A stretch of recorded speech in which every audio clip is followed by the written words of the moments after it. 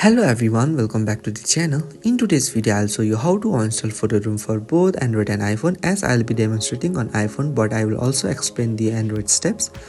On iPhone, you can just go to your home screen and find the PhotoRoom app icon and simply tap and hold the PhotoRoom icon until the message appears. Now tap remove app, then select delete app and a confirmation message will appear. Tap delete again to confirm. Now PhotoRoom will successfully uninstall from your iPhone. For Android users, these steps are very similar. You can just go to your home screen or app drawer, then tap and hold the PhotoRoom app icon, then tap install and confirm by tapping OK, and the PhotoRoom will be removed from your Android device. Installing PhotoRoom does not delete your PhotoRoom account. If you want to remove your account permanently, you need to delete it from inside the PhotoRoom app.